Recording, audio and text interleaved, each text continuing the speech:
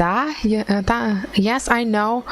I know that I chose another visual novel game, but I couldn't help myself again because I afraid of my computer just blowing up like this, just simply because of the 3D game that probably will not work well due to FPS or other shit. But I didn't expect that it will be a horror visual novel, horror dating visual novel, where we are probably gonna date with pretty spooky but handsome guys. What am I getting myself into again? Anyway, I am welcoming you to my stream. I hope you're having a good day, night, or morning, depending on what time zone you are in right now. Today we're going to play Death is a Guest, and I'm probably not ready to meet such guests. Game started just like this, greets us like this, where I think we're supposed to choose different languages, but I guess we are choosing for now English. So this visual novel was also for Spooky October 2023. I guess I don't know how short it will be. Will it be short as Tunnel Vision and Don't Bury Me Beautiful? Then, but I still hope it will be entertaining, and I hope I will not be blushing and stumbling on my words. So let's choose English. Would you like to turn on the sound captions? This feature describes music and sound effects in text. Shall we turn on the sound captions just to be sure that no loud noises will disturb us? Or we should leave these sounds on, and the text will not be shown. Like, for example, if there is a thunder, there will not be written as a thunder sound. It will just sound.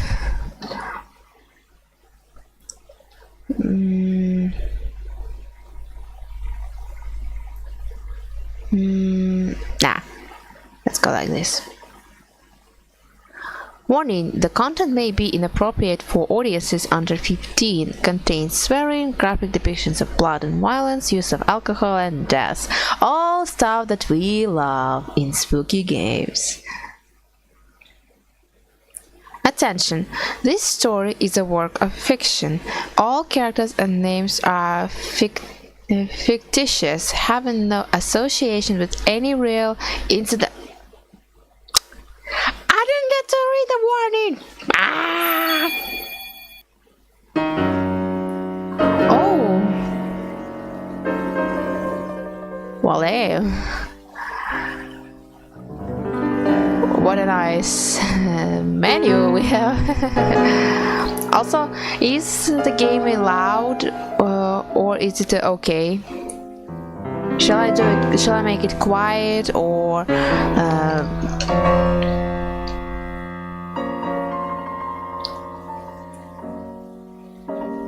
Because last time I checked the game, the sound was super loud for me, so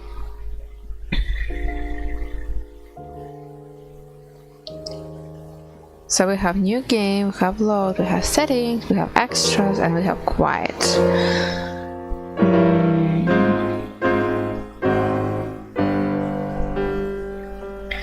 I will probably make the music a little bit quieter, just in case. Okay, so I suggest that we are beginning our new game. How to play. Press enter, left click or space to proceed through the story. Press V to enable self voice. Oh, we have voice acting here, I suppose. Press A to open Run PC accessibility menu. Press H to hide dialog box. Okay. Sorry I'm late. That's okay, that's fine. We are just beginning and we can see that this is our Oh. Damn it, this my phone scared me with the knocking. Okay. So, this is how our protagonist looks like. It's a pretty cat girl. Or it's a hoodie with cat ears. So we have a name. I think. Shall we go with the protagonist's name or shall we put our own name? So this is Julie, but we can also name ourselves. And because we can't change appearance, I think we are going to go like this. So. Okay,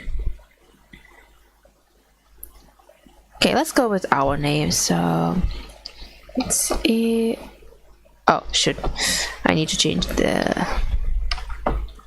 So Ileana. We're going as Ileana. Let's begin.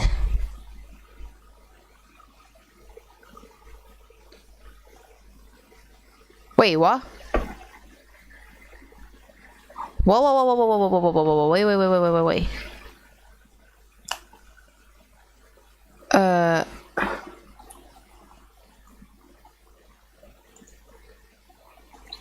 Wait, why didn't the name changed?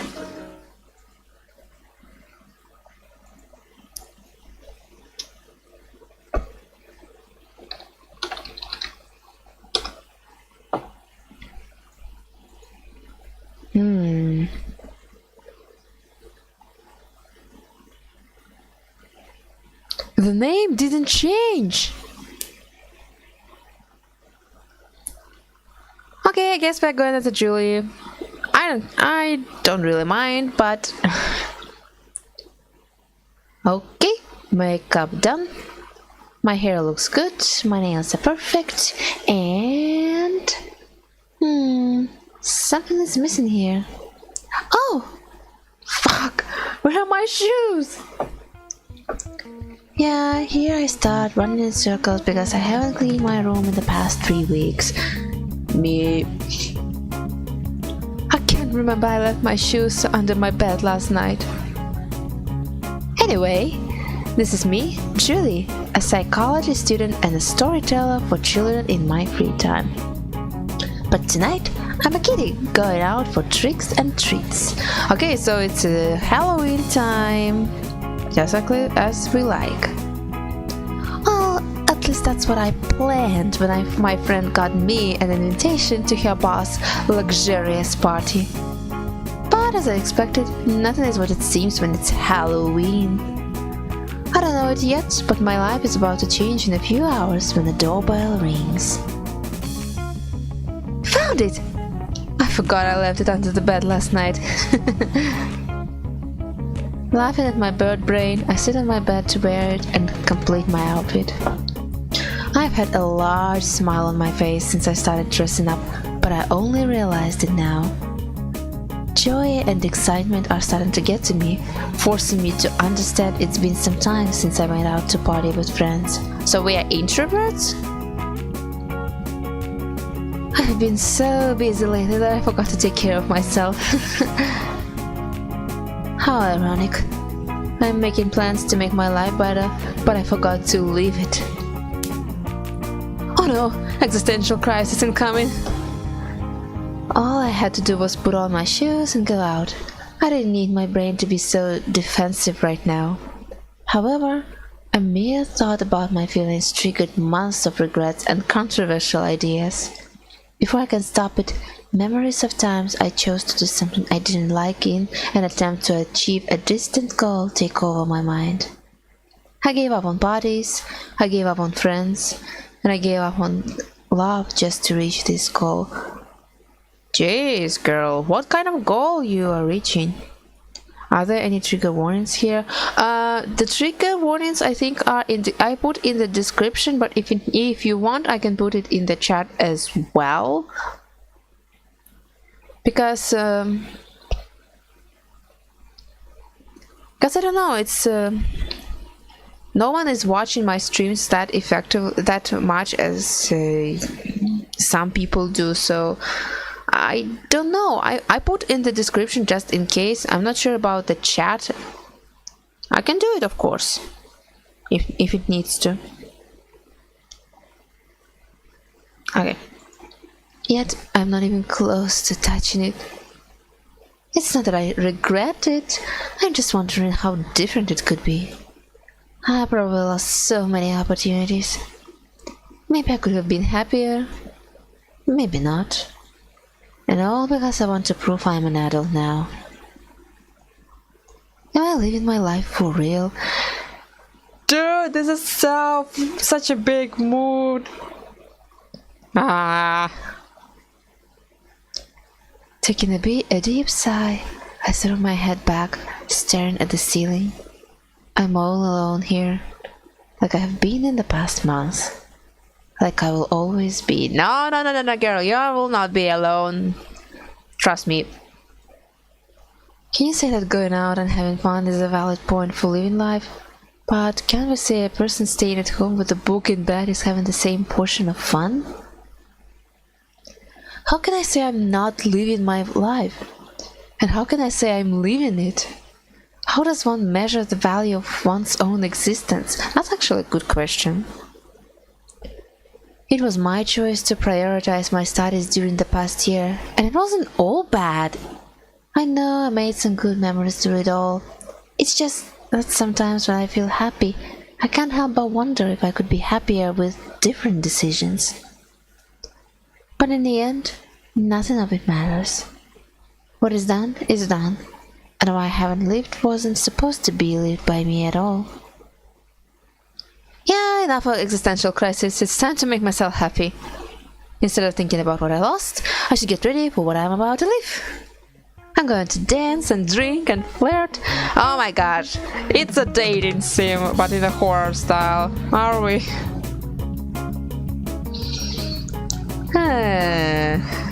What am I getting myself into again? Tonight, I will party like I deserve it. With a larger and brighter smile on my lips, I hop up, standing on my feet. Spinning on tiptoe, I make my way over to the mirror in the left corner of my room. Seeing myself so well groomed and radiant makes my heart burst with joy. I've made many decisions in my life, but disappointing myself isn't going to be one of them. Now, let's see if I forgot something.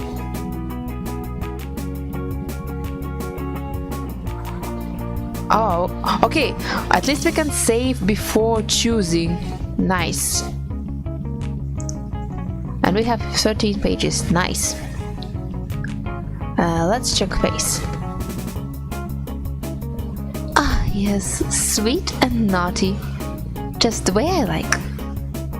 Let's check costume. Mirror, mirror on the wall, whose tail is the fluffiest of them all. It's mine! Let's check heart. It's not time to hold back, Julie. Let your heart be excited. Oh, we're looking so pretty. And don't be afraid to be happy again. Tonight will be a beautiful night. I guess we are good. I think I'm ready to go. Now, what time is it? Luna said she would be here at... Okay, we are here in the knock knock. Right now, it's time to party. Okay, it's a party time. Night of the Living Dead, October 30. Running down the stairs, I stumble over my feet, trying to get to the door faster than my body can follow. The shining smile lights up my face as my heart skips like a happy child in a park. When I open the door, a mixture of joy and confusion takes me by surprise. Standing in front of me is the person I've been waiting for so long to see. Oh my gosh, they're hot, and now we'll go eat. And before you ask, yes, I just joined for say before sleeping. Don't worry, have a nice meal and have a nice sleep. Like I said, you all can always join, watch the VOD later. It will still be on the channel, so enjoy staying or enjoy lurking, whatever you prefer, whatever you choose. She has the usual peaceful smile that always puts my heart at ease and looks as stunning as I could only expect. However, what bothers me is what she is wearing. Evening, Julie!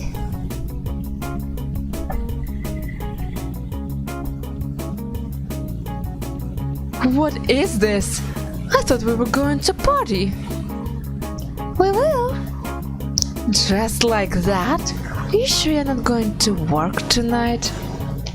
Yes, the door may be strict about my job, but he was nice enough to give me the day off for Halloween. This is my costume. Isn't that your uniform too? Wait, she's a maid? She's working as a maid somewhere? No. But it looks very similar. It's not! Her peaceful expression easily breaks down to stop me from talking further. Seeing her serious eyes and crooked mouth makes me smile mischievously. Luna is very patient and has a good temper. However, she cannot stand my annoyance. And I love to bug her about it. Taking a deep breath to wipe my smirk off her mind, she tries to change out the subject. What about you? What have you been wearing?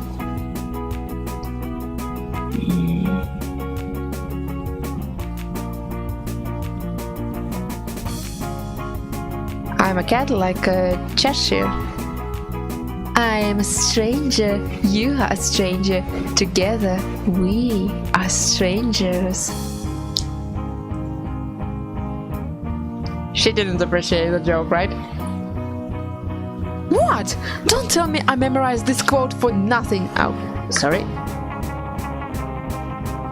Sorry, but I have no idea what you're talking about. Cheshire Cat, Luna, that's what I am. I really wish I could make fun of you, but anything I say would be a lie. You look really adorable, Julie. Thank you. Compliments always make me happy, but when it's Luna saying it, I feel different. I could say my heart likes to know I'm her favorite person. So, where is this party? Are we going to play at your boss' luxurious house? You wish. His father would kill him if we did that. Instead, Theodore rented a place for the night. Oh, we are going to meet a Theodore. Rich people are really something. I know. He wanted this party to be very Halloween-y. What? Don't ask me. Luckily, the place is not too far. We can go walking. Cool. So let's go.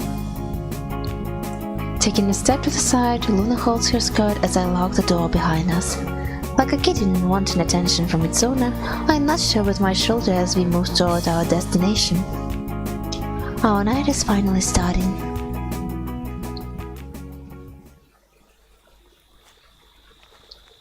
After explaining the situation, Luna and I walk around empty streets. We are talking about our weekend apart from each other and all the plans we had in mind for the week. Our life is busy as always, but at least we can rant about it to each other and still make fun of it. Above us, the moon shines, surrounded by little stars.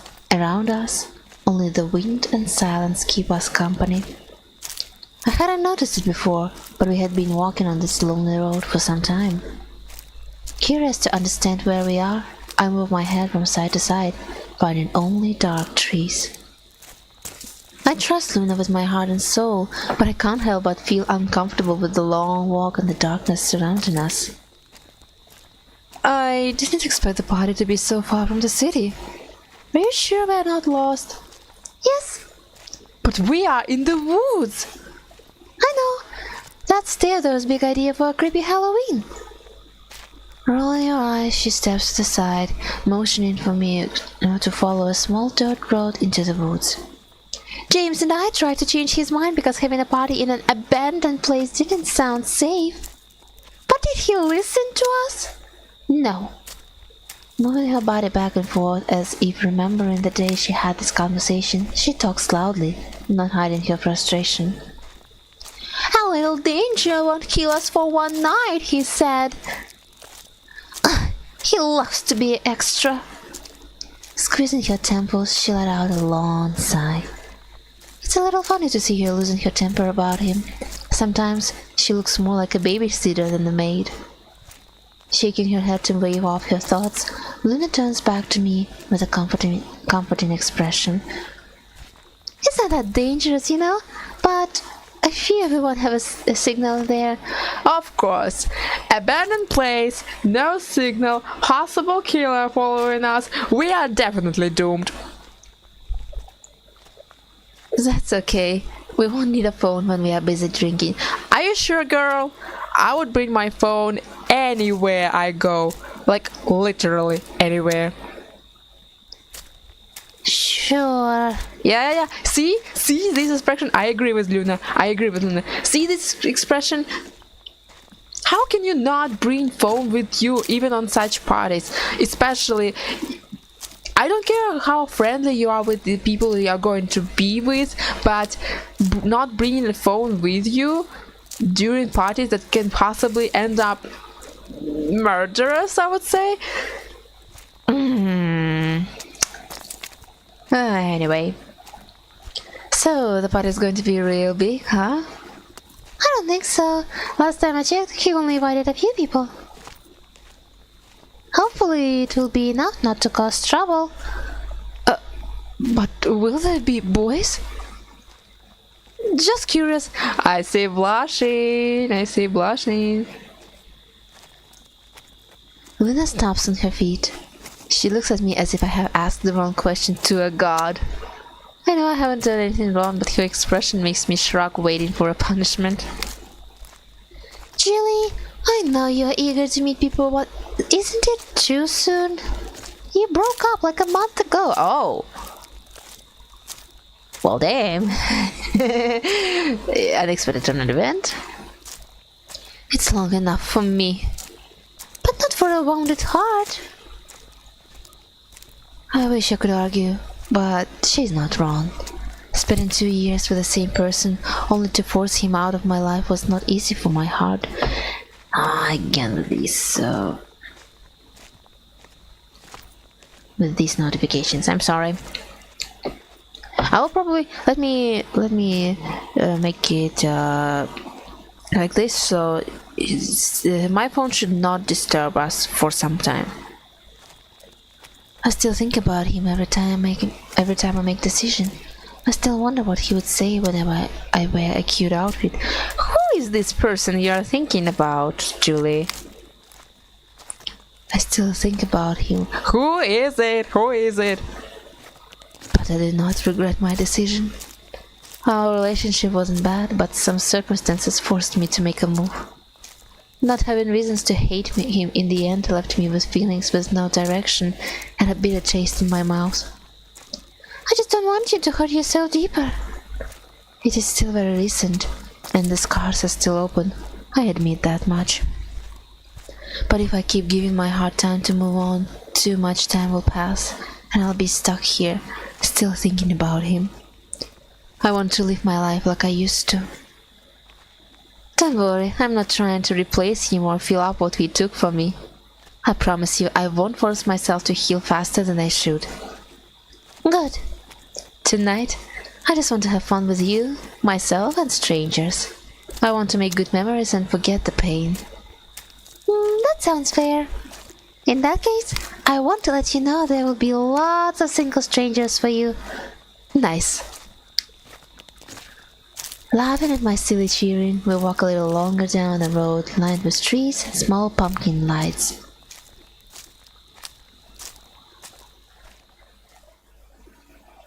Soon after complaining about the long walk, we finally arrive at a house in the middle of nowhere. That's look a lot like a mansion.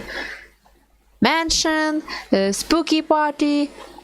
Oh, everything is checked. Everything is checked. Also, I forgot the.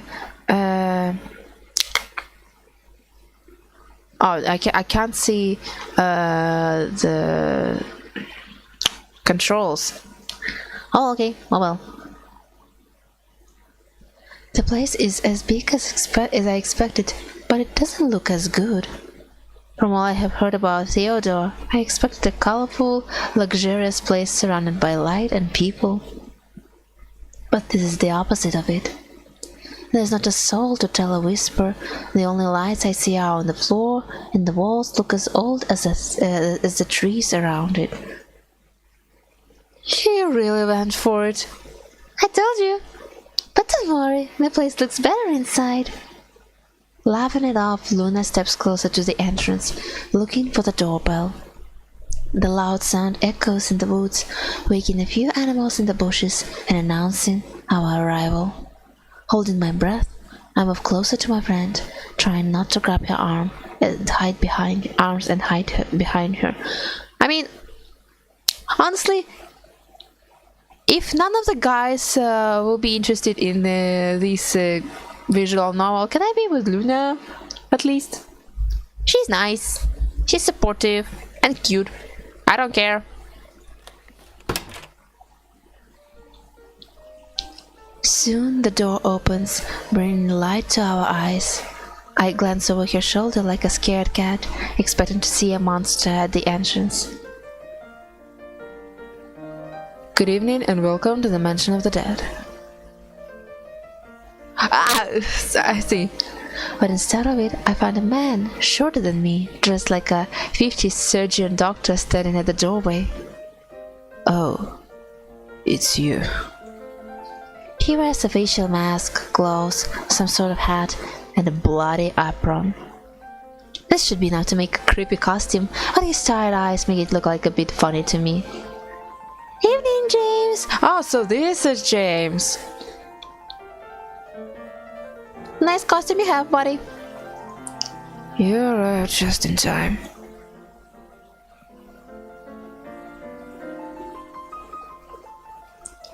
Theodore was dancing with a glass of wine upstairs, and now we have staying sheets on the floor. Wait, what are you? You know how to clean that, right? I'm not here to work, James. Really? Then why are you dressed like this? It's my Halloween costume. She is definitely made in some rich people's houses. I told you, it looks like your uniform. Oh, for God's sake! My confused voice next to her ear drains away the final drop of patience left in her brain. In an attempt not to lose her temper, she squints her eyes as I do my best to hold back my laughter. Are you Luna's friend? The curious, soft voice by the door calls my attention to what matters. When I look up, I find James tilting his head like a teacher trying to make contact with a shy student behind their parents. Embarrassed, I take a step closer to him with an awkward smile on my red face. Yes, I'm Julie. It's a pleasure to finally meet you, James. I see.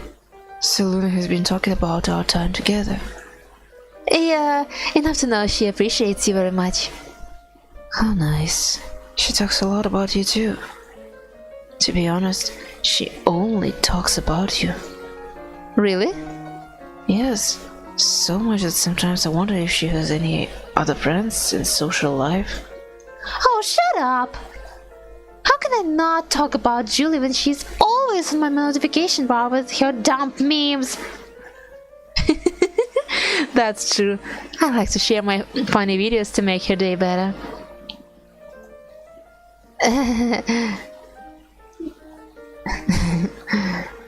But I hope she says nice things about me too. She does. Luna is always complaining, but she clearly can't live without you.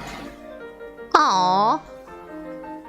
Look at the face. This is definitely besties here. I know what you're doing, James. What? Don't play dumb. I don't understand. I'm just excited to meet a friend of yours and finally be on the other side of the table.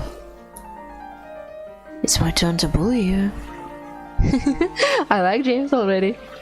Can we go inside now? Of course. Please follow me. Giving up a polite bow and a short smile, he moves to the side, holding the door for us. Luna shakes her head as she steps inside. She's clearly annoyed, but I know she's also enjoying it. The party hasn't started yet, but I'm already having fun.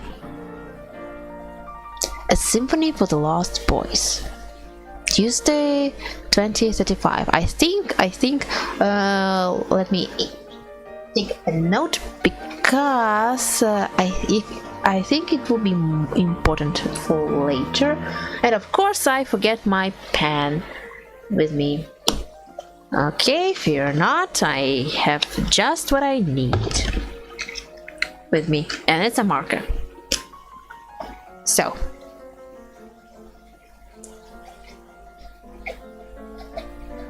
sorry for the sound of marker, but I wrote down the time. It will probably be important later. I mean, I'm very skeptical for every detail. Even though I tend to sometimes skip some of them, I prefer to write down what I saw. Anyway, guided by James, we head to the living room next door. Just like Luna told me, the inside has a lot more personality, but it still looks gloomy and lonely. I see candles, statues, luxurious furniture, and a lot of rich junk. But there's nothing here telling me we're having a Halloween party. It looks more like a business meeting. Sorry to ask you, but are you friends with Theodore, Julie? No. This is a little awkward, but I'm only here because Luna got me an invitation. It's okay, don't worry about it. I'm just asking because I'm curious to know if you have met him before. Oh, well, I have seen his face before, but I never talked to him. All I know about Theodore comes from what Luna tells me daily. What is with such face? Why such face? Luna? James? Why such faces? I don't know if it's a positive thing. Eh? Anyway, don't worry too much about it. Okay, you said not to worry much about it, but I'm already shitty worried about the situation we are in right now. It's a party, and I hope you enjoy your time here as much as everyone else. I hope we are not gonna die. What am I getting myself into? Thanks. It's funny that James is wearing a mask, but I can see in his blue eyes how tired he is already. I know Luna usually talks a lot of bad things about Theodore, but that never made me think badly of him. Not completely, at least. But seeing James exchanging glares with her makes me wonder how bad the situation actually is. The party will take place in this room. We have drinks and food in the bar over there. Also, all visitors are welcome to roam freely throughout the residence. That's nice. So we are free to walk around. Okay, good to know. Talking about it, where are the guests? Somewhere? I don't know. I'm too busy helping Theodore get dressed to keep track of everything down here. Of course. So we are not the first ones. Then why is this place so dead empty? I know how this looks, but don't worry. The party only starts when Theodore comes out. Hopefully, it will get better. For now, I suggest you relax and enjoy the house. Oh, okay. Cool. I would love to stay here and chat with you more, but I have a few tasks to do. I need to clean that room and get Theodore a new drink. It's okay, we'll have time to talk later. We can handle ourselves from here. Luna was right. You are really nice. Thanks? Now, if you excuse me. Without further ado, James walks away from us, heading to the stairs. Hearing the compliment so unexpectedly makes my heart pump happier than I wanted. That's a serious sign. I'm not hearing good things about myself lately. I'm not socialized like I should. Poor James, he never stops working. Bringing me back to where I'm standing, Luna grounds beside me with a sad look in her eyes. She started working for Theodore about 5 months ago, and as far as I know, James has been there for her every day as her superior and confidant through the tough times. I know he has been good to her and it helped them create a strong bond through the weight of their work. The empathy she has for him is starting to show strongly now. Closely, I watch her puppy eyes melt into surprise to see me staring. She doesn't need to say anything for me to know what she's thinking about. You play cold, but you are such a softie. What? And I love that side of you. Shut up! I know I'm not here to work, but I feel bad to see him doing everything on his own. I know. Julie, will you be mad if I leave you alone for a moment? I knew it. You dressed up to work. That's not it. I'll get Theodore his drink and be back in a moment. I'm messing with you. It's okay, don't worry about me. I'm a smart kitty. I know my way around parties. Thank you. I promise I'll make it quick. Giving me a short, relieved smile, Luna spun on her heels, walking quickly to the bar. Okay, let me save for a moment, because if we are going to walk around the house, then I want to be sure that we are at least saved on this moment. I watch her go with a crooked eyebrow and a naughty smile on my lips. She always played tough, but deep down, she's nothing but a spoiled child. Shaking my head to get rid of these thoughts, I decided to check the place one more time. I'm all by myself here, but I can hear some whispers and noises coming from different directions. It should be creepy since we are in this dark, abandoned-looking mansion, but it's not. It's actually lonely, and it feels worse when I realize I don't know anyone here. This could be a good thing since I'm up to meet new people, but it could also be an awkward disaster to follow me in my dreams for the next 5 years. Oh, I can't just stand here like a statue until she comes back. Maybe I could check the place to learn more about it? Or maybe I could talk to someone? Let's see, what should I do first? Okay, this is a choice here. We can grab a drink, talk to someone, walk around, or check my phone. I would suggest to walk around because I want to understand the surrounding, because talking to someone we can always have a time for it. Grab a drink, I would honestly like to grab a drink myself because of my throat, but I think it's not necessary right now. Checking my phone, well, these two options are pretty good in my opinion, so let's walk around. I should check the place. Yeah, we should check the place for any potential, maybe place to hide, to investigate. Maybe we can even find the stuff that we supposed to remember, so that we, if anything, we how to say it? We can remember that something was missing here or something was taken from here and stuff. I mean, I still need to know where the restrooms are. Saying that as an excuse to check every corner of the house, I head to the closest hallway.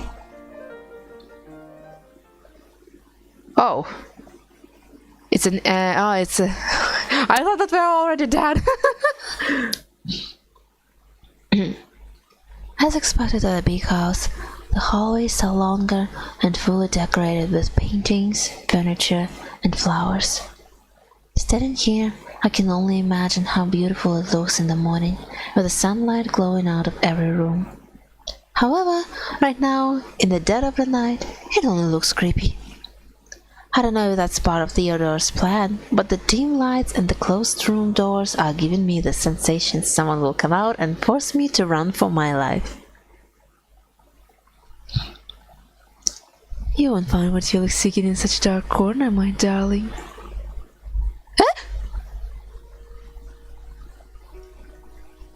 Just as I'm thinking about the scariest scenarios, a voice emerges from the dark, licking my nape's gold. Hesitantly, I turn my head, glancing over my shoulder with bulging eyes. Behind me, a beautiful woman dressed in a black dress comes closer in my direction. Oh, so it's a woman. She's hiding her eyes behind a plastic face of wonders, but her poisonous smile is out to instigate curiosity. Hypnotized by her timed moves, my body turns around to face her completely. At this moment, she bent over, grabbing my face. Oh, damn! With no time to react, I watch her taking her mask off in a way. You are searching for faces in these shadows, but a dark room is only safe when you know how to get out. Standing before me, she pulls her silk white hair back and offers me a hand. Don't be afraid to walk in the light. It's the only place you will find peace. Gee, she's gorgeous? What are you talking about? Your heart. I see you are confused, hurt, and eager to forget the pain engraved in your soul. Is she a witch? Or she's a psychic or fortune teller, judging by the card she's holding in her hand. Also, what is happening with your fingers? But something is holding you back, and that's why you're here in the shadows. I am right, am I not? Yeah, but how do you know that? The stars, they know everyone's secrets, and they talk to me in dreams. Okay, she's a fortune teller. Great.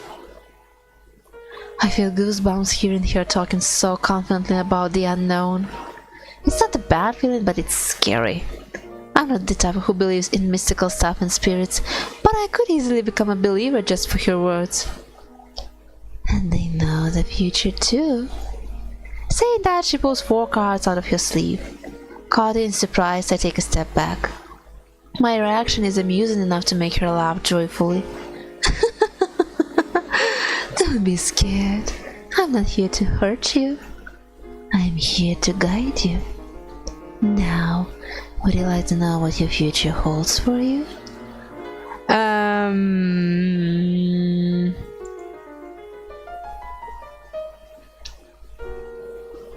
Yes, please? I don't know if it is part of the party or if she's actually some kind of spiritual messenger. Whatever it is, I don't want to waste this opportunity to get hold of my life. Yes? Then please, take a card.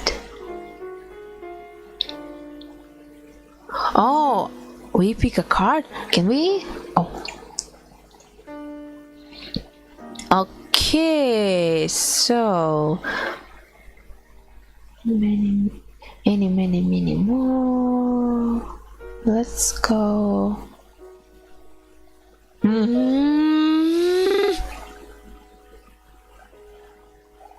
Let's take this one. The star. It's upright star. Such a beautiful card. It's the star. Is it actually good? Shining in the dark to bring hope and courage to those lost. Does it mean someone is coming to save me? That depends. Are you truly lost, my darling? Or did you just close your eyes to the truth before you? Drawing her cards back into her sleeves, she smiles at me. You are going to make a change today. That I'm certain. Now, will this change move something in your life, or will it be someone else? That's up to you. She speaks in tone of mystery and danger, something that piques both my curiosity and my skepticism. Who are you? Some call me a witch, thief, goddess.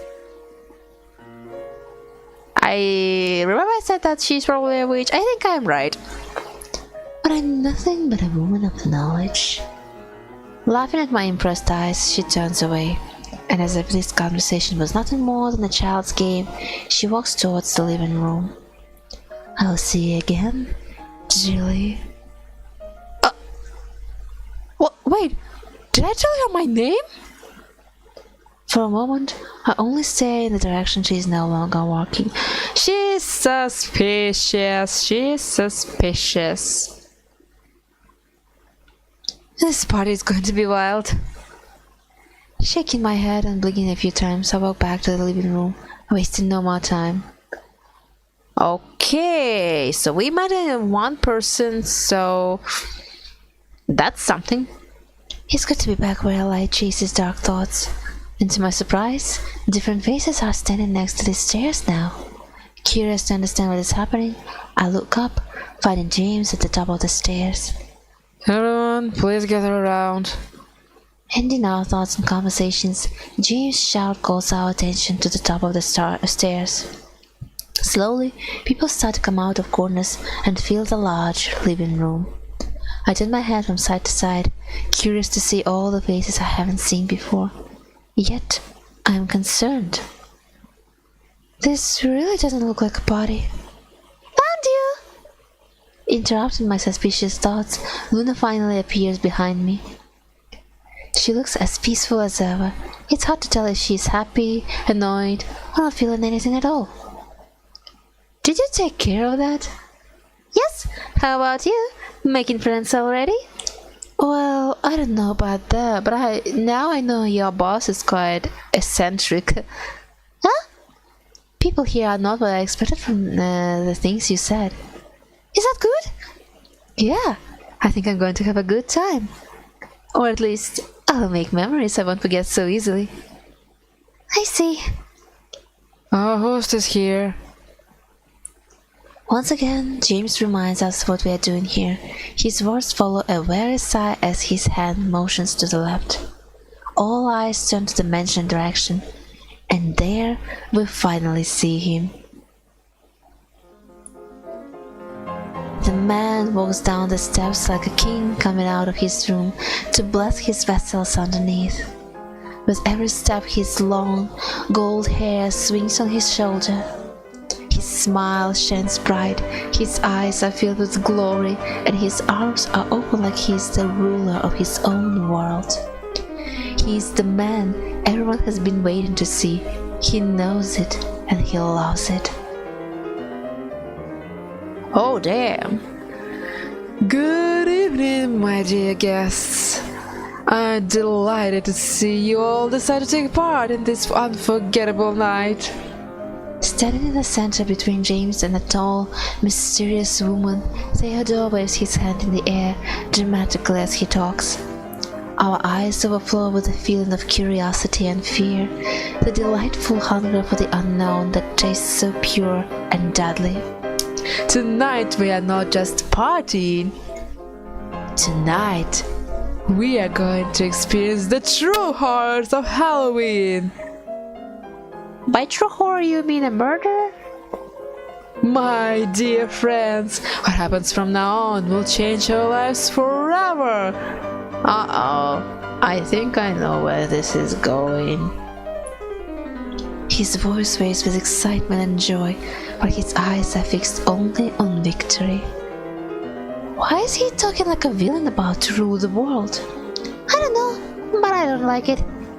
Tonight, Just as Theodore is about to scream his heart out to make his big announcement, someone steals the spotlight without shame. Standing at the entrance, a young man dressed casually stares at us with confused eyes and an open mouth. Hi. Are you serious? I thought you said everyone was here, James. I said probably. Did I interrupt something? Oh, hello, handsome. Yes, for God's sake, I'm in the middle of my speech. I mean, did I interrupt something important? I like this humor. You're so lucky you are cute, Brandon. Oh, so this is Brandon. What? Just let him finish it so we can start this party. Like a grounded kid, the young man closed the door, stumbling his way to the corner. I watched him muttering something, and I help but feel a bit sorry about it. Clearing his throat to call our attention again, Theodore fakes a smile like nothing happened. Now that everyone is here, I would like to clarify our intentions. Tonight, we are going to party like kings and queens, don't forget. We will have a ball, a feast, and a celebration for the spirits at midnight. What? We are going to give the souls. Wait a minute. What now? What is happening? Since when did you decide it?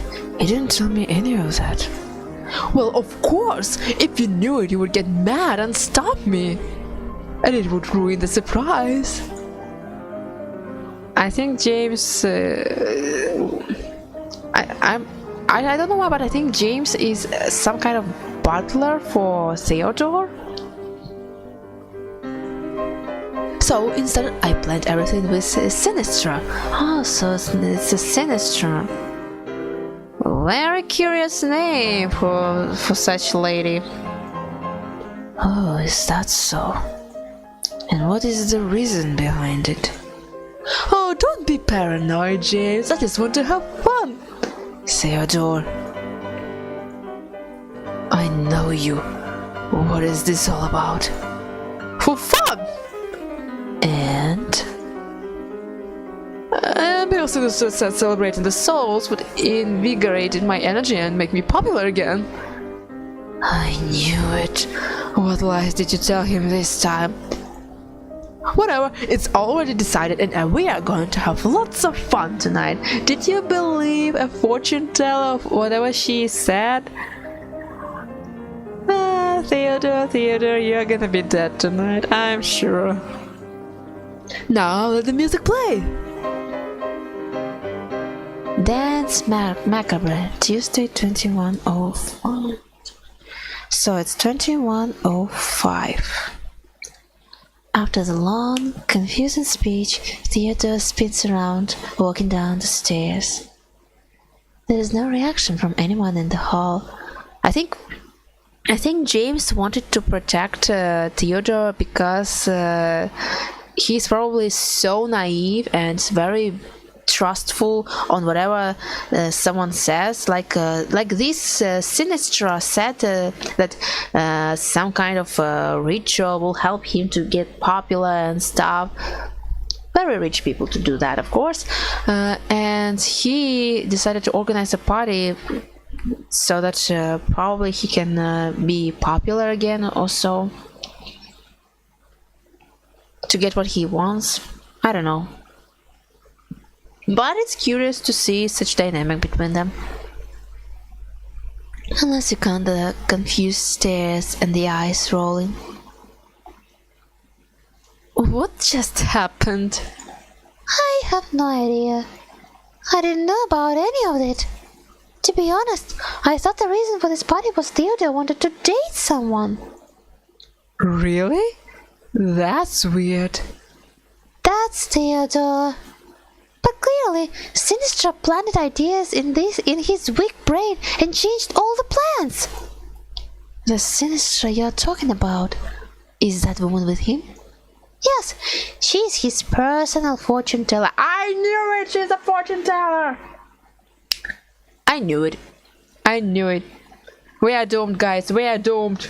We are freaking doomed. Things are starting to make sense now. It is not, but at least now it sounds less weird.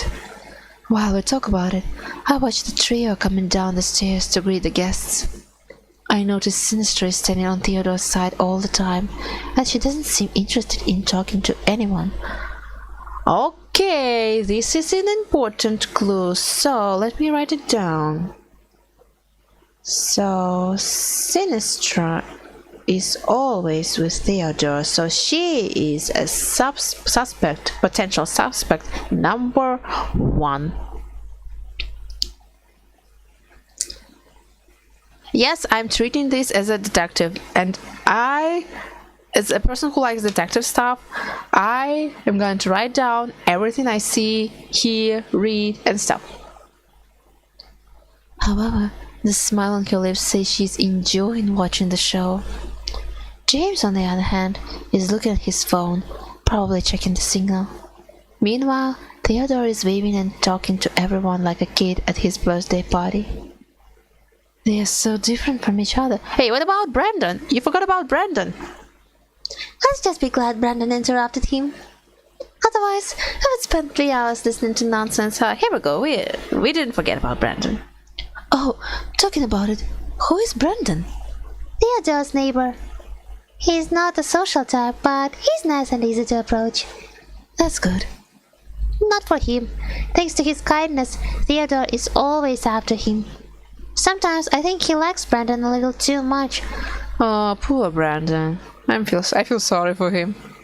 Oh. Instinctively, I shift my gaze towards Brandon. He's standing next to the couch, trying to hide his face behind his hand and avoid eye contact with the man in the center. Suddenly, the music starts playing in the living room. Some people look from side to side, others glare at the ceiling, but no one understands what's happening now. This time has come. Making his way between the guests, Theodore shouts again. He flashes out a winning smile, making a dramatic pause for the impact. Ladies and gentlemen, get your pairs. It's time for our first celebration, the spiritual ball. I hear complaints, but I can't tell who is saying that. Yet no one goes against the announcement, and soon people are dispersing in the room. Theodore is starting to look like a spoiled child no one wants to make angry. I see people walking from side to side. That's when I realized I was still standing in the same place as Luna. Oh wait, what do we do? I don't know how to dance. Don't worry, I'm sure no one is going to judge you. But just grab someone before Theodore sees you. You really don't want to dance with him. oh shit, okay, I agree. Can we go with Brandon? Looking from side to side, I have only a few options near me. James or Luna,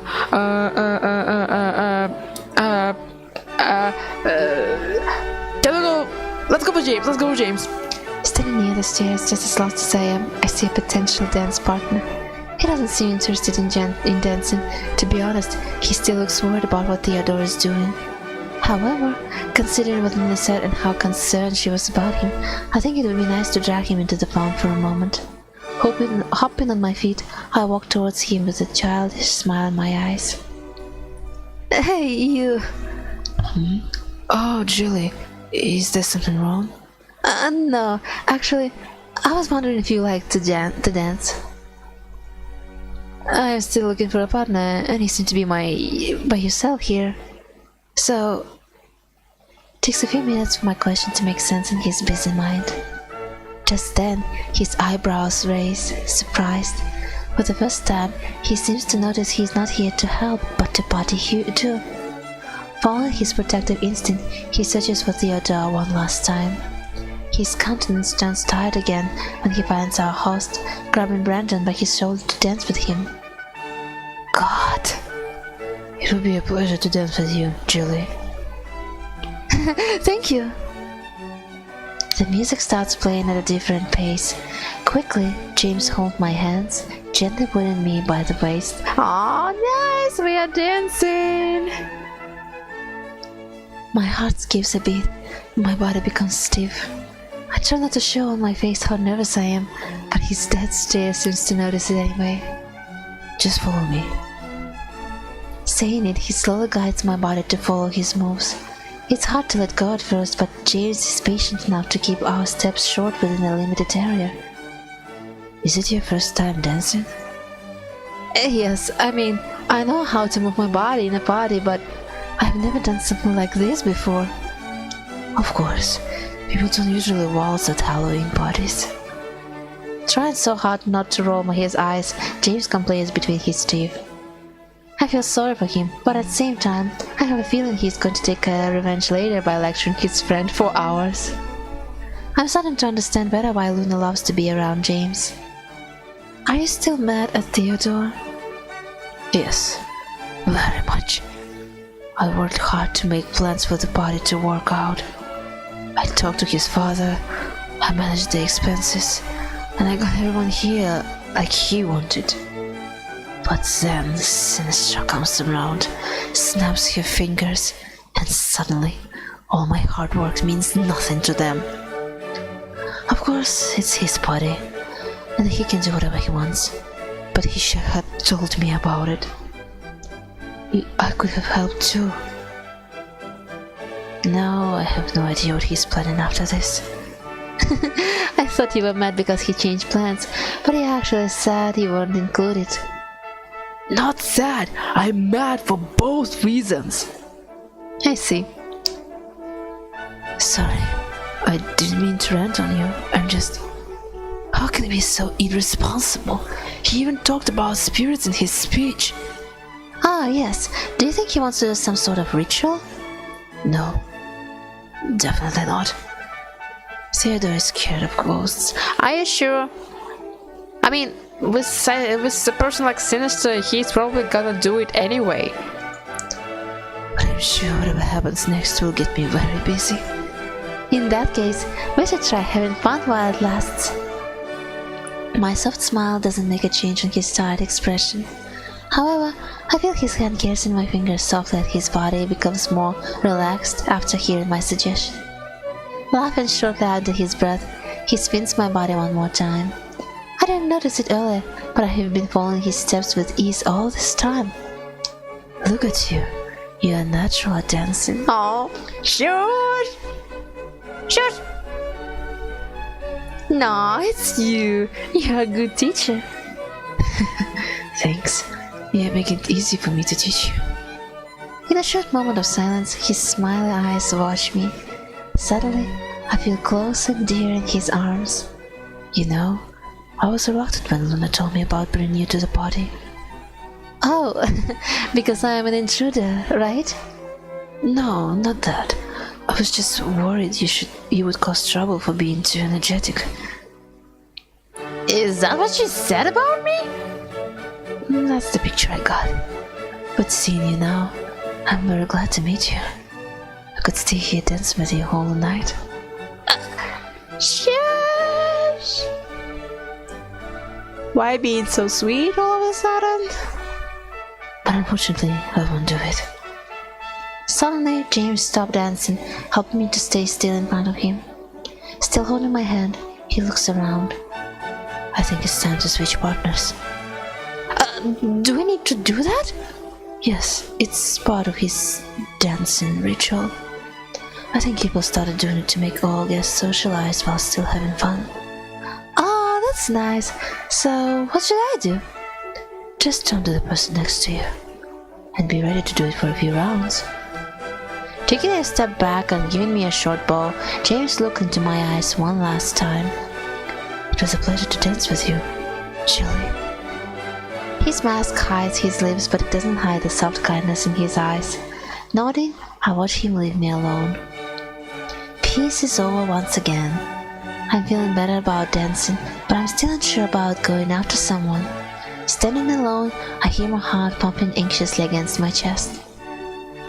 Okay, next choice. Left or right? Left or right, left or right.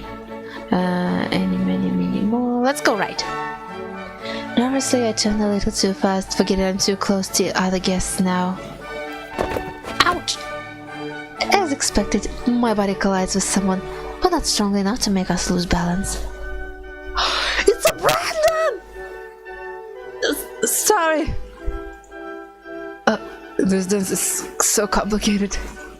I know, I'm surprised I didn't step on anyone so far. I talked about it in a joking tone, hoping it will help ease the embarrassment in his eyes. I'm glad I chose right, because I'm always right. Well, not always right, but We got a Brandon! lucky, lucky, lucky. It doesn't wave off the red color on his cheeks, but somehow it brings a shy smile to his lips. Sorry, I don't think I'm a good partner for you. I don't think we have a choice. Aw, poor Brandon. Damn it. Looking around to confirm my words, he realizes we are the only ones not dancing. Scratching the top of his head, he curses himself in silence. Oh, come on! No one will judge us if we are both bad.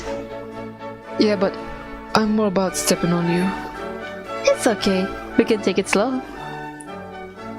For a moment, he doesn't say anything, but his eyes tell me he is reflecting a lot on it. I can't deny his puppy eyes are quite charming as much as his worries about me are making my heart flush a bit. Alright, let's try it. With a shy smile in his eyes, he places his hand on my upper back, trying to keep distance between our bodies.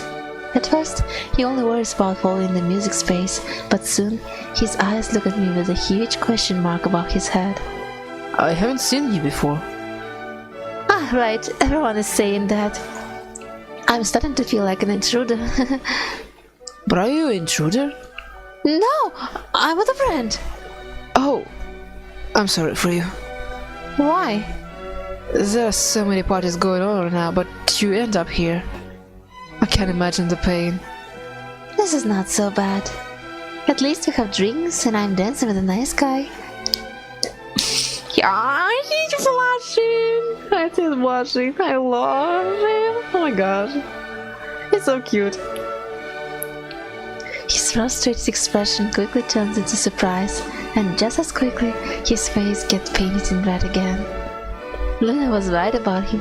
He's really cute. He's so adorable. Now I understand why Theodore is so obsessed with him. Taking advantage of our conversation, I decided to keep it going. I'm looking at you, but I still don't know the answer. About what? Your costume. Who are you? Frankenstein. Oh. Frankenstein's wife? What? No, I'm Frank. But your hair is like hers, right? Yeah, because she's cooler. Oh, agreed. But what happens to your forehead scars? Oh, I forgot about it. Oh, I'm such a fake fan. nah, come on. I think you did something new here. Like what? You are both Frankies, so I think that makes you a Frank kid. That's actually cool. I like it. Hearing his timid laugh grabs me by the heart. In an attempt to hide the blushing rush into my head, I turn my attention to the floor. Surprise washes over my face when I realize we have been moving in circles without a sweat all this time. We are dancing just fine. Yeah, I think it's not so bad when you get the right partner. Right. Two negatives equal positive, I guess. Just as we are laughing and enjoying our time together, the music changes its pace once again. Brandon looks up, ready to curse the speakers, but in the end, he only sighs frostily. Music is changing again. I don't want to switch now.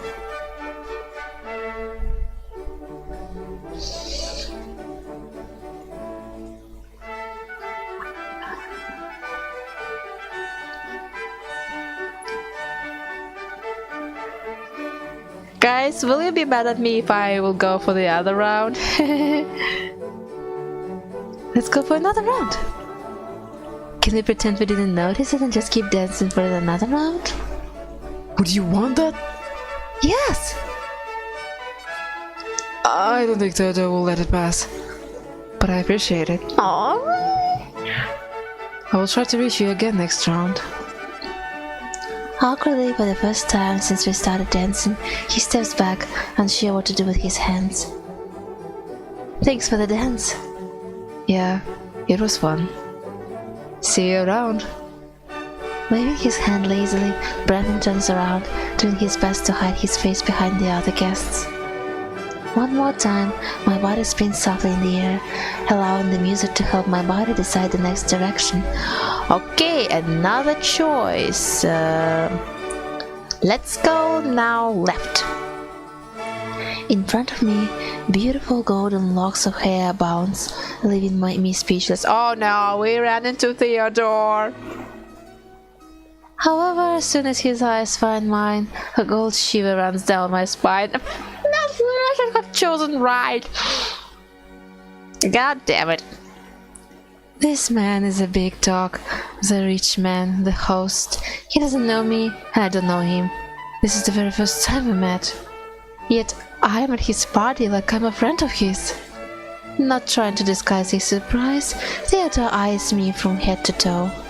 Excuse me, but who are you? I'm Julie. I'm not sure Luna told you about me. Oh yes, your friend, she talks about you. Luna has been such a good girl to me. I thought it would be nice to let her enjoy the party with her friend. Oh, that's very kind. Thank you. You sure don't know me. I'm the kindest person you will ever know. Yeah, sure, of course. Now let's dance. I want to know more about you. Grabbing my hands, Theodore quickly spins me around like a rag doll. After a few seconds of dancing with him, I already understood what Luna meant earlier.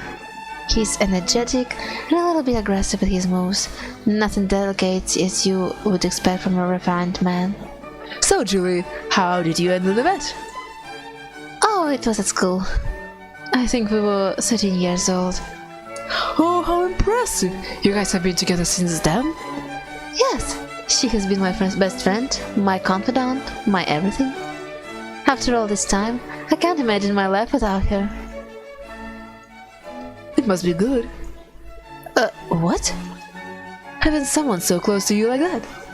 I can't wait to have a boyfriend like this too. Ah!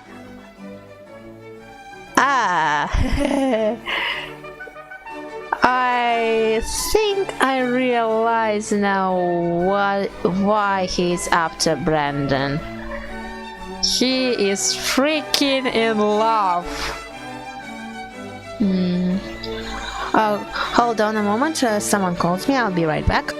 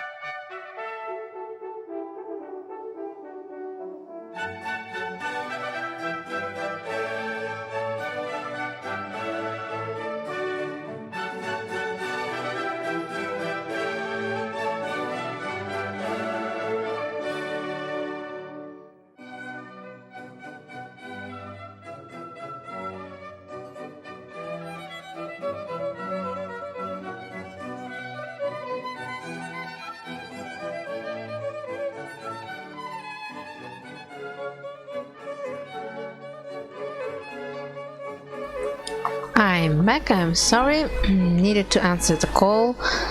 So Theodore is in love with Brandon. I don't know why, but I need to protect Brandon. I'm sorry. What? Wait a minute. Wait, Luna and I, we're not dating. Oh really? I wouldn't have imagined. You two look so close. Yeah, but not like that. Does it mean you are single? Yes. You better not try anything funny at my party. Like a 360 tone, Theodore changes his tone and expression faster than I can understand his reasons. I want to ask what's wrong, but I hold my tongue back when I see his lips wrinkle shut. Feeling extremely uncomfortable, I avert my eyes to the floor as we dance. Suddenly, to save me from this stupid situation, the music changes once again. Now go enjoy yourself. Thanks. Just don't get near Brandon. I knew it. He is in love. He is in love with Brandon. I need to save Brandon. I don't give a shit. Okay. Showing a bright, winning smile, Theodore let go of me, quickly spinning to his next partner. Talking to him was nothing like I expected. I'm not sure if I know him better, but at least now I understand why James is so tired. Shaking my head, I evolved the confusion before going back to the dancing. Sorry. It's starting to feel natural to me to follow the music with my body. And surprisingly, I'm having lots of fun now. Okay. Let's go right. From behind the dancing pair, I see a tall silhouette covered by a white sheet. The unusual costume choice grabbed my attention instantly. Hello there, are you the dead owner of this mansion? Oh yes, the only single owner of this mansion. I saw my hallway is so lively and colorful. I could not hold back my excitement. So I came here to look for someone to fill the void in my heart, but I'm so scared now. Why is that? Once the party is over, all these people will be gone, and I will be damned in my eternal loneliness. That's so sad, Mr. Ghost. But you know what? I am a lonely cat with no owner. I have nowhere to go back when it's over. Maybe I'm the perfect partner for you now. But you don't even that drag you down with me? That would be too much. You said it last time too. Huh? Before his set fully hits me, the man pulls his costume off, revealing a lazy smile and eyes I know so well. Hey, Julie! You missed me? No fucking way! Is it your ex-boyfriend, Julie? Is fate laughing off my face now? What are the chances of finding my ex in a private party? Okay, it's your ex-boyfriend. Oops. Turning my back, I try to change directions to the next guest, but as soon as I do that, I feel a tight grip on my wrist. Wait, don't go! It's just a dance, Julie. Besides, everyone already has a partner. It's just you and me now. Fuck! Cool! Enraged by the circumstances, I turn back to him. He tries to play nice to get near me, but I know his games. Instead of pulling our bodies together, I only hold his hand, placing a lot of distance between us. So, how's it going? We really don't need to talk, you know?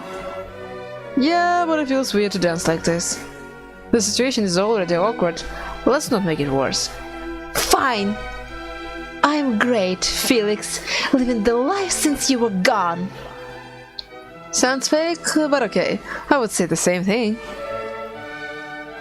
In the past, dancing like this would fill my stomach with butterflies. We would probably make fun of everyone around us while dancing like two weirdos for fun. And as the song says, don't trust these butterflies. But now, all that is left is our wounded hearts painting our surroundings black and white. The smile on his lips that used to make my heart race now only turns my stomach cold. Looking at his face so closely is messing up with my thoughts. Forgotten questions left in the dark night are coming to the surface. I shouldn't be thinking about it. I shouldn't talk to him about anything.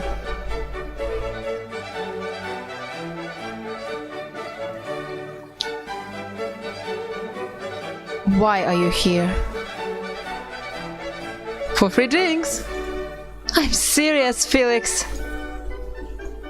You would never come to a place like this if you were alright. Are you really talking about me?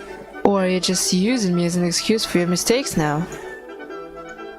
You never change. No, but you did. I had to. I know, and I hate that it changed us too. I feel my heart achy again, but this time the pain is different. It is not unbearable, but it digs deep inside my chest. It forces me to look at the wounds I have hidden with weak bandages. Torture time is over. I didn't notice the music changing this time, not until I felt his fingers letting go of mine. Thanks for the dance. As careless as always, Felix waves at me, following his way to the next dance. Just like last time. The song changes its pace one more time. After spinning a few times, I've got a handle on my steps by now. It doesn't feel as stressful as it was at the beginning. It's actually fun. And thanks to it, I'm talking to all the guests. Ready to meet another face, I spin happily on my heels. However, when I open my eyes, the whole place changed with a loud noise. The lights are gone, the music has stopped, and suddenly, I can't hear the shoes dancing on the floor. Are we getting to the interesting part? The silence tells me everyone is trying to understand what's going on. Was it supposed to happen? Oh my god, James, what's wrong with this house? Someone is tapping their feet nervously, someone is sighing entirely, and someone is rocking their bodies back close to me. Slowly, the worried voices pop into the dark with confused questions. Did someone step on something? Give me a second, I'm trying to get my phone. Silence fills up the room. No one dares to breathe. A sharp sound echoes in the hall, tearing our thoughts and complains that we can't see anything in the dark, but I have a feeling everyone is looking in the same direction, too scared to blink. It hurts. There. A loud noise hit the central floor before we could ask anything. Instinctively, I took a step back, holding my body scarily. Is this Theodore dead? In the next moment, the light turns on suddenly, blinding us for a short moment. It takes a second to adjust our vision, and less than that, for the whole place let out a loud gasp.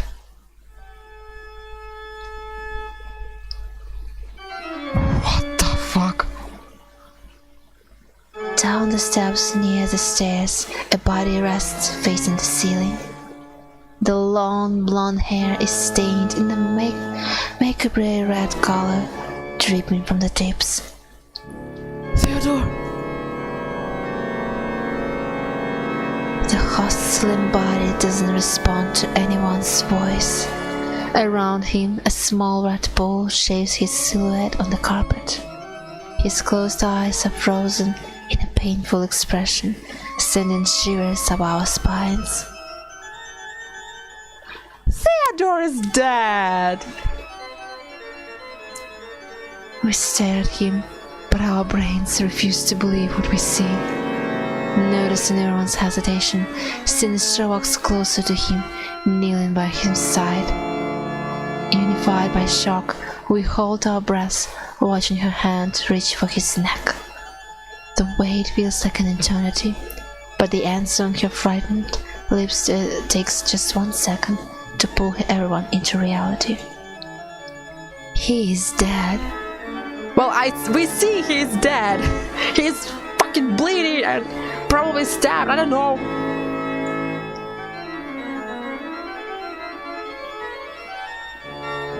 Standing from different positions and distances, we stare at the living body, waiting for it to move.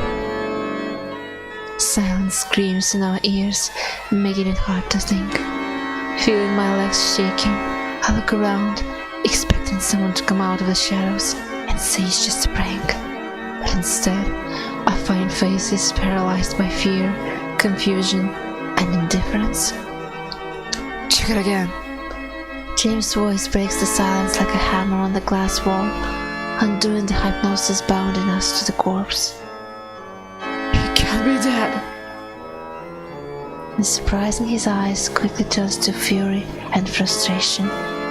He steps closer, his lips shut together, his fists trembling in hunger to pull Theodore up and force his life back inside him. He reaches his hand out, but before he can touch him, Sinister grabs his shoulders, forcing him to stay back.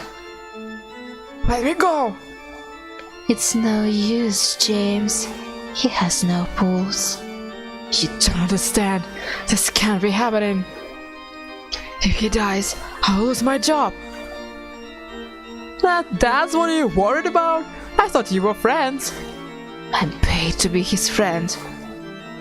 James! Sinister shouts, holding his chin in an attempt to force his eyes to look into hers. A mixture of confusion, fear, and anguish intoxicates the air. Also, I haven't noticed this guy. Oh my gosh! Who are you? Silence fills the room as our breathing makes it a loud, disorganized symphony of horrors. He's dead. Your whisper sounds like needles in our hearts. For a moment, all we do is wait. We wait for a better solution, for the words to make sense, and for this reality to be undone. But it doesn't happen. His body does not disappear. This can't be real. Like a leaf in the wind, Brandon's shaky whisper brings a different feeling to the room. Sadness. Suddenly, we all stop talking, averting our eyes to the boy in the corner, hugging his own body like a scared child. Quickly, James takes a step back from Sinister's grip. His heavy breathing slowly calms down, but the dark feeling in his eyes only gets stronger. Did you plan it too? What? When you changed our plans, did you expect this to happen too? Of course not. Do you think I would put him in danger? Then explain this to me. Once again, our focus changes from Brandon's grip to James' resentful question. It's hard to handle my feelings in such a situation. I am terrified, but a part of my heart is taken by sadness. Also, I forgot to write down the fact. So James was paid to be a friend of Theodore.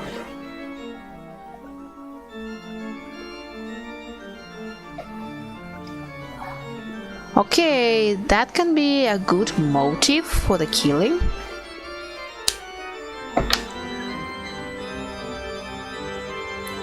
Seeing our eyes following her every expression, Sinister opens her mouth, mimicking words that never come out.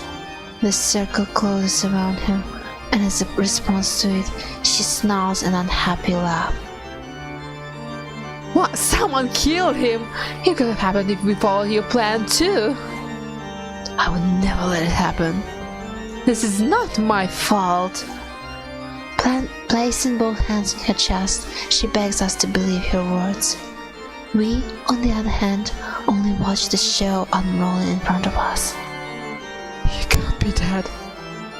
Theodore, stop joking! I still have bills to pay, you fucking idiot! James, stop. This isn't helping. Hey guys, is everything alright? What the hell? Bartender is just in time. Also, wait.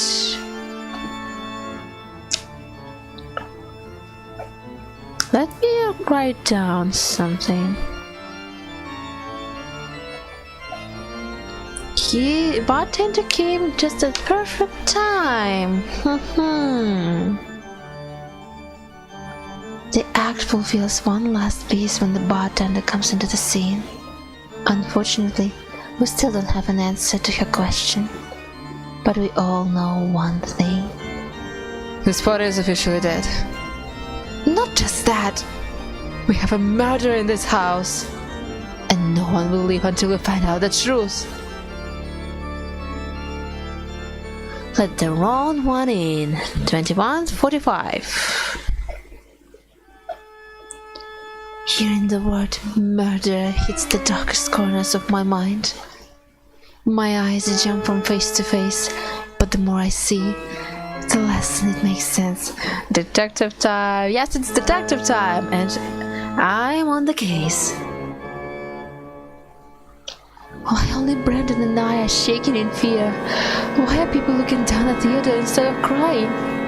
Is everyone too shocked to react? Or were they expecting it to happen eventually? It was one of us, of course. So just make it easy and confess it.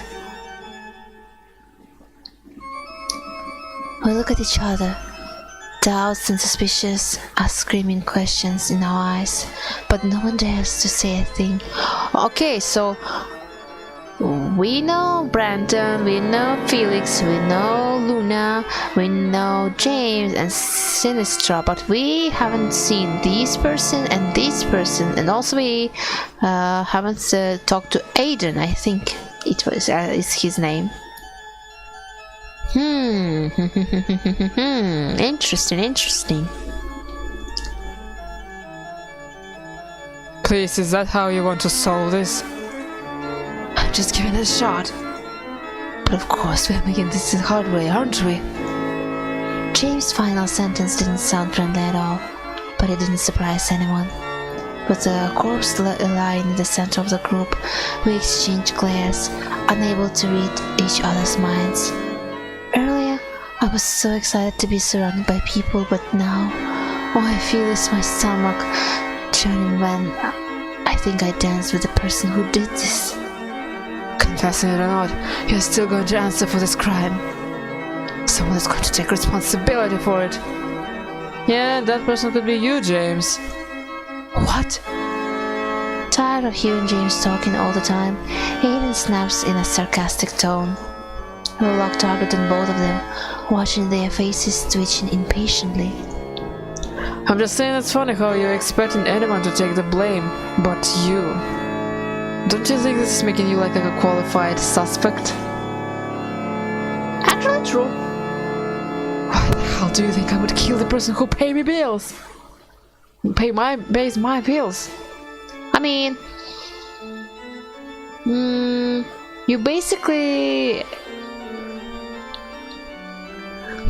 You basically were paid to be his friend, so you could easily have a motive like this one to kill him and be free from his childish nonsense, I would say. Because if Theodore dies, you receive a part of his life's reassurance. Okay, Aiden, I got you. So... Let me write it down. I don't think it's James. I also don't think, but the motive is very good. Because if Theodore... It's too easy to say. Well, it's too easy, but every motive counts. Don't forget, every motive counts. Each of them.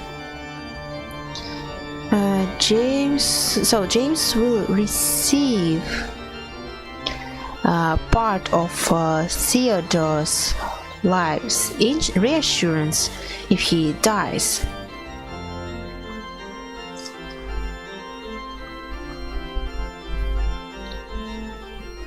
Also, what is reassurance? Is it like a legacy or something?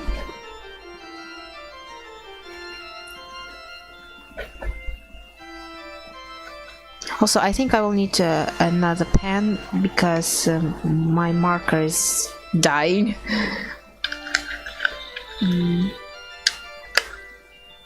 But it's a very good motive. Although, Aiden, what motive do you have? Are you going to say you didn't know that? No, I'm aware of it. Good, so... However, I'm not the only one who takes advantage of his death. Ooh.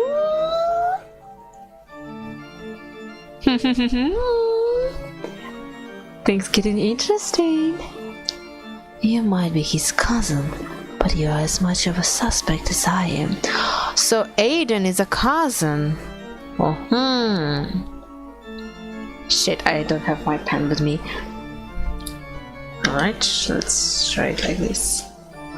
So... Aidan is Theodore's cousin.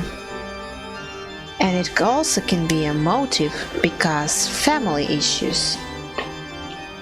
Like, probably legacy can also get to Aidan as well.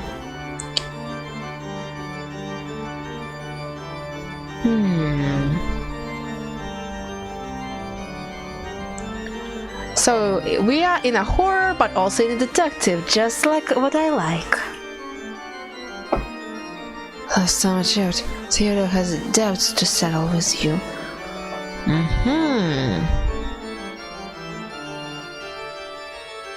So they have doubts. I'm so sorry if I'm writing it down, but I'm just afraid to forget. I will go and cook supper. Good luck with solving the case. Thank you.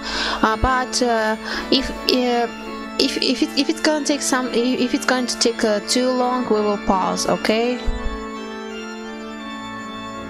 Because I don't know how long will be this game until we solve our mystery. But yeah. To be honest, I was surprised to see you here tonight. You haven't been in touch with him for years.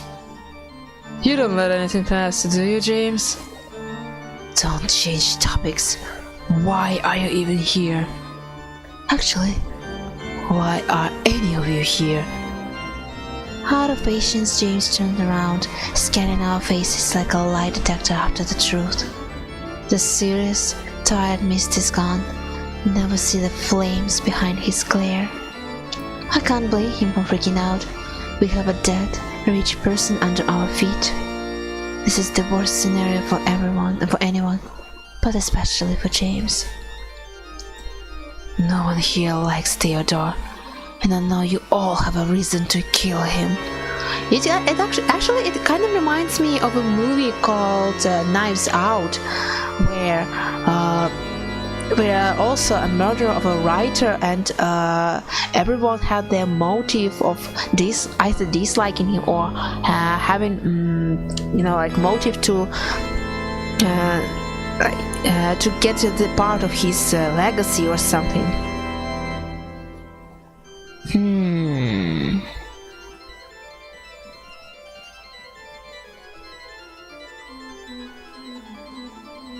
That's interesting. Oh, not me. I just broke into the house. So you're a trespasser. I don't even know this dude. Are you sure? Which makes you the most suspicious of all?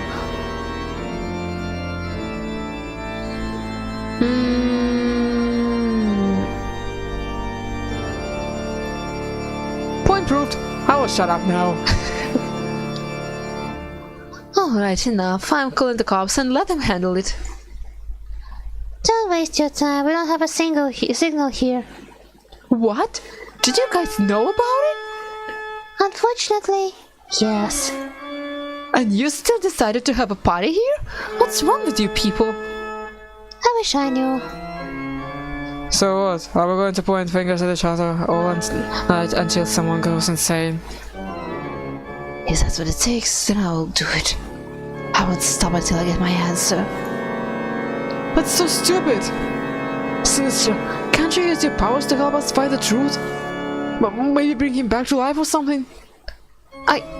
Wait, that's not how it works. Besides, she's a suspect, and she better not try any tricks on us now. I can feel the heavy suffocating air grabbing us by our throats. There's no way out of this situation. Theodore's death only shocked us for a few moments. In the end, no one was touched by grief, but we all got enveloped by doubts and suspicions. In a attempt not to lose my mind, I turned my gaze to the corpse of the floor once again. As we argue, the blood traces thick lines around his waist. All this talk and we aren't reaching the common point line in front of us. We don't need a confession when we can get the murder by ourselves. My eyes are stuck on Theodore's pale face as my voice mutters my thoughts. For a moment, the arguing stops. I can sense somebody stepping closer to me, curious to understand what I'm saying. When I look up, I see faces surprised to see me here. I swallow in my anxiety. I choke on my words a few times before it makes sense again. We have a dead body wounded by a knife, but I don't see the weapon here. Oh, well noted, my darling. The culprit is still here, so maybe if we find it, we will find our target. So it's dangerously risky. And considering the circumstances, I think it is a better plan than arguing. Cool. So we are playing an investigation game right now? I think now the party has officially started. What the? That's not a game! Someone just died! Can you take anything seriously, Felix? Sorry, got a bit excited. Felix and Aiden flash me childish smiles while I do my best not to roll my eyes. There's a dead body in the center of this room, 9 people pointing fingers at each other, and my ex is still flirting with me. 9, it's including us? Yeah, it's including us. When I said I wanted to feel alive, this is not what I had in mind. I just wanted to have fun, but now I'm a detective and I can't trust anyone. So, the game begins. So what's the plan now? And who is in charge of it? With nerves calmed, we gather around the body again, trying to think less sentimentally. For a moment, everyone is trapped in their own heads, looking for answers. Until one person decides to make the first move. I vote for Julie! What?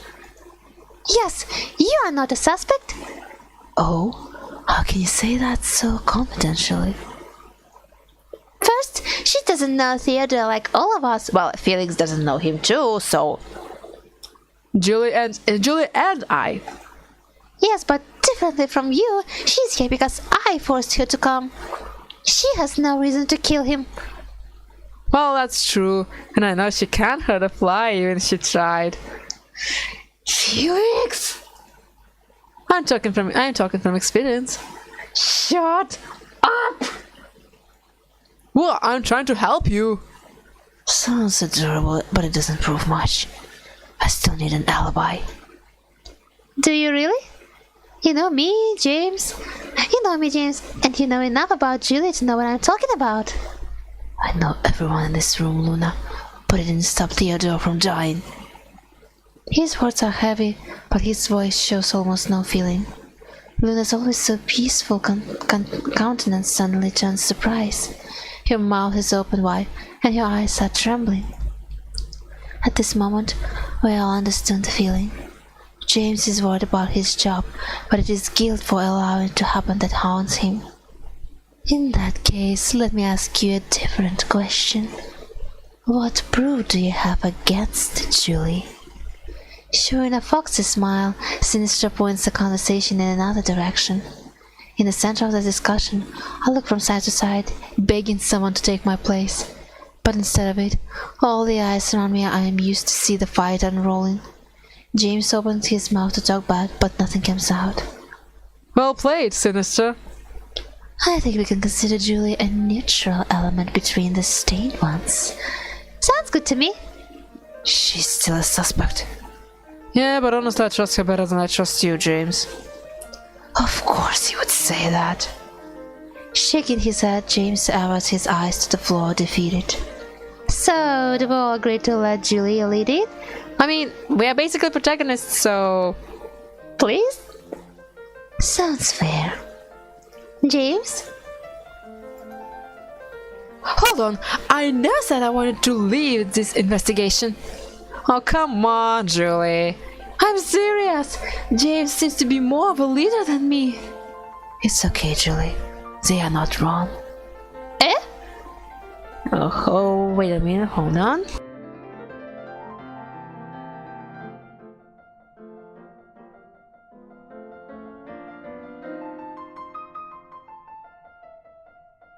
Okay, I'm back. I'm sorry for the interruption.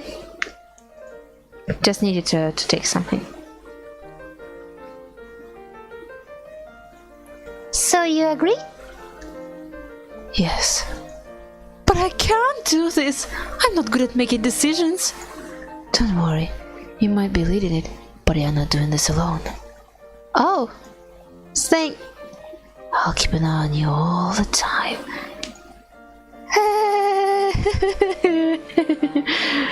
I'm changing my mind.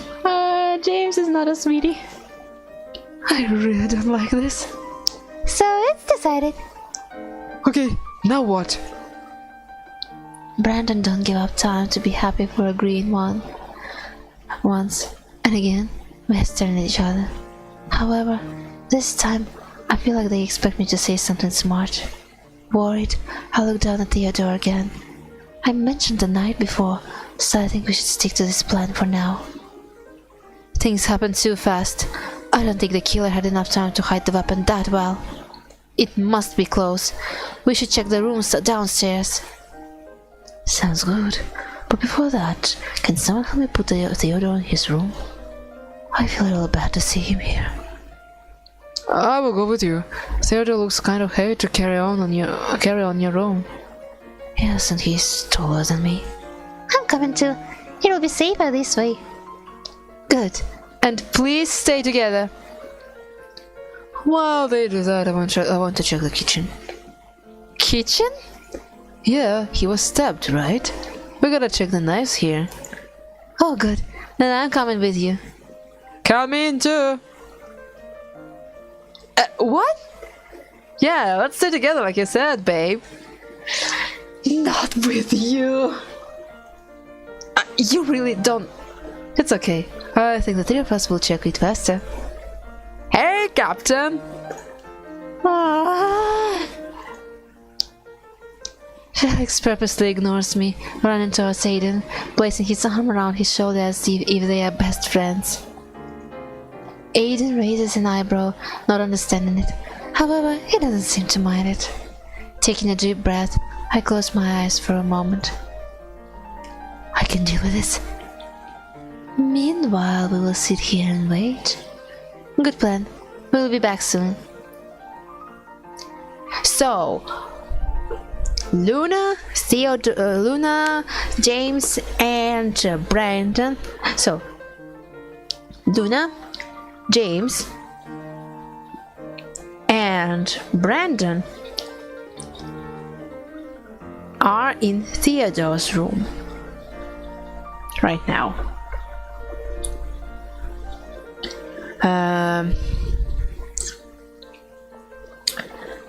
Aiden, sorry, I forgot the name. Aiden, Felix are in the kitchen with me. And Sinistra and others are in the living room. I think it's the living room.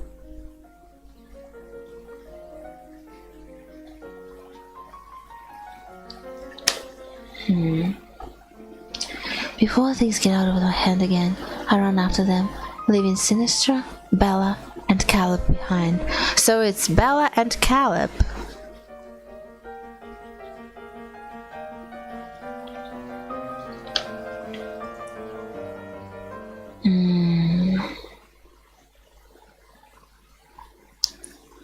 The three of us walk inside, but I am the only one who stands back, impressed by my surroundings. The kitchen is as big as you would expect from an old family's house. The furniture and home appliances are modern, but the place tells me they have horses and a well in the backyard. Cynic as you would expect from Theodore. Aiden whispers with a sarcastic smile as he walks closer to the counter. Picking my jaw from the floor, I shake the embarrassment of my face. That's why I hate rich people. Why the fuck do you need all this junk when you don't even spend time alone at home? Well, just at home. Okay, Felix, you hate rich people, but I don't think that this one motive is enough for killing Theodore. Like, I don't like rich people too, but this is a very poor motive to show off, and I don't think it's a bad thing. Are you sure? You're also kinda rich, judging by your outfit. I mean, sometimes I buy stuff only to hear people asking me about it. It's a good icebreaker. The problem here is how over the top Theo goes for no reason. That's concerning, you know? Stupid at least. I hate it, but I agree with you. Agreed. All the money he wasted to make this house look so cool, he could get saved to have fun with people who actually appreciate him. You really don't know, Theo. A sad smile crosses Aiden's face, while Felix still shakes his head in frustration. Now that he mentions it, I also don't know him. If I want to help in this investigation, I need to know the basics about our victims. Well, what kind of person was Theodore? Okay, let me take a piece of paper just in case, because I think I'm gonna write a lot. Do you want the short answer or the dramatic one? Both? Alright. Laughing, he gets a glass from the table and places it in the dishwasher. Taking a deep breath, Aiden leans his face on the counter, lost in his thoughts. Felix is close to us with his eyes busy searching inside a cabinet, but his ears are carefully paying attention to us. Theo is your generic rich kid.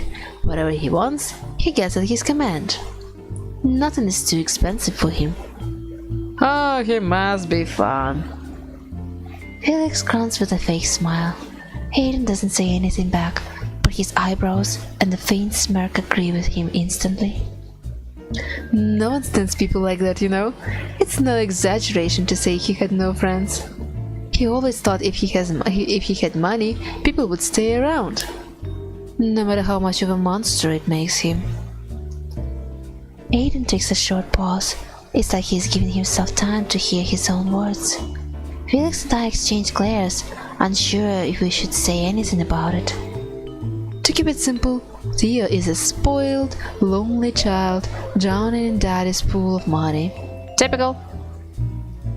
He sounds like the perfect recipe for a disaster. Yeah, a time bomb. And I think the timer just hit 0. His final words come out, followed by a lonely sigh. Surprised to hear such sadness in his cheerful voice, I look up. In his face, I don't find pain, but some sort of regret. In his eyes, a blank fog hides his feelings.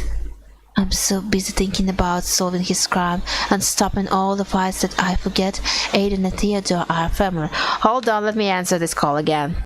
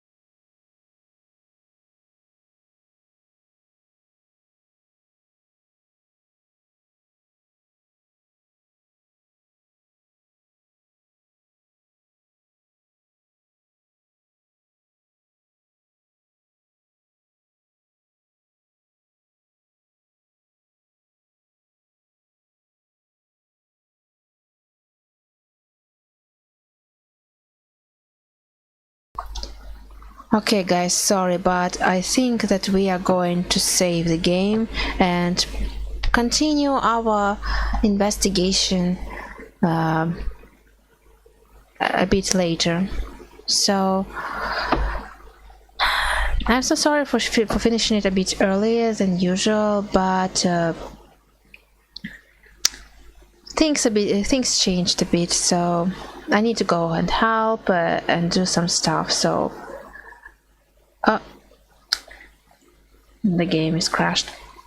Well, at least it is a sign that I should go and help with preparation for the dinner. Still, I think it's a fun game, and I honestly want to see more, to investigate more. and find out the truth about our mysterious murder. And also, I think that I will probably take a week off because well, tomorrow, of course, tomorrow we'll still have another game to play, but I think next week I'll take a week off because first because Halloween, second is because of work, and there are stuff I need to regulate. So I hope you enjoyed the stream, and I hope that you have a nice evening, morning, or afternoon, whatever time zone you are, and I'll see you later. Bye bye.